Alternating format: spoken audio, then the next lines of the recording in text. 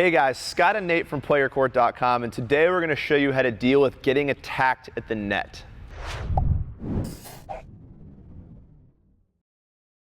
Alright guys, so today we're talking about that super scary situation where you're up at the net and you're getting attacked. This video is for players with a PlayYourCourt rating of 80 and below. If you're not in our community or familiar with our rating system, that is the equivalent of about a USTA 4.5. So let's be honest, Nate, I suck at net. You're in charge. What are we doing here? You know, if you hit at me, I run away like a little girl. Don't be hard on I don't yourself. know. It's okay. Yeah. So what are we doing here? How am I going to save my help? They're hitting at me. That's right. So what we're going to talk about today, let's just talk about what the situation is. We see this a lot in doubles. Probably not as much in singles, although it is a tactic, but there's so much space in a singles court. A lot of times they're hitting around you or over you. So a lot of you doubles players out there, this is going to be specifically for you. And what we're talking about is when you're just not a great volleyer and you're just being targeted, or even if you are a good volleyer, but somebody has a short ball and they're just absolutely attacking you, playing into the hips or the body, trying to jam you up. Hate those players. Yeah. Or stop hitting at me. Or you start trying to hit your buddy because they're not that good at volleying, right? So what we're going to talk about are a couple things. There's three major points we're going to talk about, and the first is going to be your ready position. All right. A lot of you out there, we've seen you. You have these ready positions that are either really high or they're kind of leaning specifically over to the forehand. And I know a lot of you have been taught with this, with centering the racket right in between, but I would urge you not to do that. All right, and this is why. When you take your racket high, right, if somebody's aiming center mass, you now have to drop the hands to find this position. All right, you're also causing tension, muscle tension, by holding the racket up. If we're down here, there's not nearly as much tension. And you'll notice I naturally, as I show you my ready position, I'm listed towards my backhand, not my forehand. I know why that is, for me at least, because my backhand volley sucks, right? So my backhand volley, I might play at a PlayYourCourt 93 to 95. Right. I might hit a backhand volley at like a PlayYourCourt 2. But so, a lot of players we coach, let's be honest, right? Like a lot of players we deal with, especially at the rec level, are going to have way stronger forehand volleys than backhand volleys. So this makes sense for a lot of reasons, but another sort of, I think, key point to highlight is if you've got a weaker backhand volley, wouldn't you want to set up where you're more ready to hit a backhand volley? It's going to be easier to quickly flip over and hit a forehand than it is to come from here and try and find that stroke you're already super uncomfortable with, right? Yep. Okay. So the one thing that we know now with sports science is that you're actually going to find a proper forehand position by listing over to your backhand. Because what you're going to do is by naturally reaching out to the ball, you're going to find this nice 90. We talk about that L shape to the volley. Whereas if you're here, a lot of times what ends up happening is you retract the arm, and that becomes a problem. Now, the most important part of what you're talking about, Scott, with that backhand, preparing for it's the weaker side, it's also because you have the most flexibility and it covers the most of your body. All right, so the backhand volley is going to cover. So when you get mean and hitting me at the net, I can quickly do this and protect myself. 100% right, yeah. So that backhand volley covers about 70% of the body, right? So if I'm here and somebody hits at my belly button, that's going to be the quickest and easiest way to deflect that ball. So that brings us kind of to the second point, and these coincide, they work together. Some of you out there are just moving way too much. All right, so the ball's getting hit at you and you're desperately trying to find your forehand, right? The elbow goes back, you get the chicken wing, and you get all jammed up, right? It's a product of having the wrong ready position, and it's also trying to find your stronger side. I get it, this is scary, right? But if somebody hits at you, I have my left hip, I have my belly button, I have my right hip, I can defend low, and I can defend high.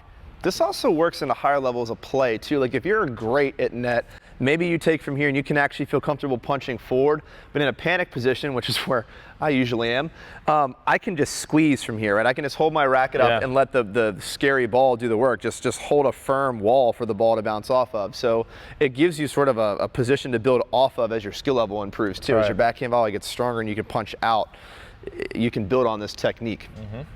All right, so the third bullet that we're going to talk about also coincides with what we're talking about, is like you're just doing too much. You're trying to move too much.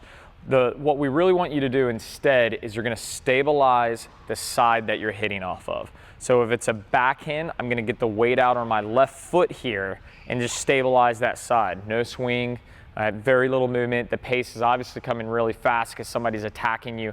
So you don't need anything. You're simply just blocking. If it's a forehand, same thing. I'm going to get the weight out to my right side. All right. So we've got 3 things that we're working on. We're working on the ready position, allowing it to list to the backhand. All right. What else, Scott? What was our second bullet? You weren't listening, huh? I wasn't paying attention. What was our second bullet? This is why your backhand. I know. Apparently, I just can't listen. My backhand volley stinks because I just can't follow instruction. What was the second bullet point? I totally forgot. The second bullet was you're doing too much. All right. Just work off of what you have. Don't try to find that stronger side. Stop moving so much. And the third and final was stabilize the side that you're hitting off of. All right, so let's show you what this looks like now. We're gonna show you the wrong way first. This is not gonna be fun. Scott's gonna be the aggressive. Hit Nate in the chest. I've got a good forehand ground stroke, so you're gonna get to see that hit right at Nate's confident, hopefully. Awesome. So we're gonna show you the wrong way first, and then we'll show you the right way second. I can't wait. There we go. All right, guys, so what we're going to show you first is Nate doing this incorrectly, where no matter what, he's moving way too much, trying to find a forehand volley. Let's take a look at, again, the wrong way.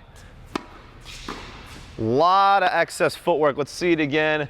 Trying to find that forehand volley, and it's really weak. It's going to float deep, where he's just going to pop the ball up short. One more incorrect, Nate. Way too much movement. So now let's show you what correct looks like. Much less movement with the feet, stable racket, stable feet, simpler, more replicatable product. All right, guys, so what you saw there on the incorrect ball and what we see as coaches a ton is just trying to do too much, trying to find the forehand when it's not a forehand, the wrong ready position. The ones you hit well, I thought were really simple looking, right? You don't have to move too much. Right. Racket doesn't actually make a whole lot of movement, so pretty simple stuff here. I think most people are just scared to step up and just take that ball, in front of their chest. They're trying to run out of the way, and that's just not the right answer. It's scary, right? I mean, somebody's attacking you, but sometimes we know that we're going to be attacked, and that empowers us, right? So get ready, stabilize, right? Like get in that ready position, keep the racket to the backhand, don't center it. And I think you're going to find that you're going to be a lot better prepared, right? Think of it as like a shield. Right? You don't have to swing a shield to deflect something. You're just using it to deflect the force. And I know. And you'd never hold your shield out here like this. You'd keep it close to your chest. So it kind of thinks about. And a little bit of it is that it's counterintuitive, right? Like if somebody gets a short ball, what is your instinct? They're running at you to go get the short ball. Scary. You start moving away from the ball. And I wouldn't disagree that you need to give yourself some space. But if you're caught in the act of moving away from it, you've made the situation a whole lot worse because you can't get stable. So take a step back, stabilize. Yeah, regain your balance, right? You got a split step. I would say, I know this video is not about that, but quickly to address it, one of the #1 mistakes I see is we just start to freak out and back up. Yeah. And it's okay to actually take a step back like you just said, but you've got to then regain that split step and your weight back on your toes and then just implement the exact footwork pattern Nate did with the shield out in front. Yep.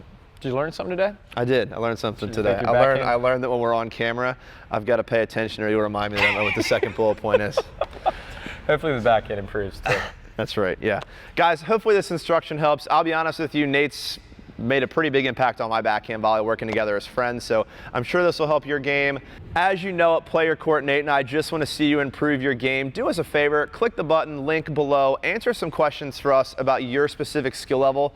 We'll then send you some custom video coaching based on the things that you've got going on. Click the button or the link below, and Nate and I will do the rest.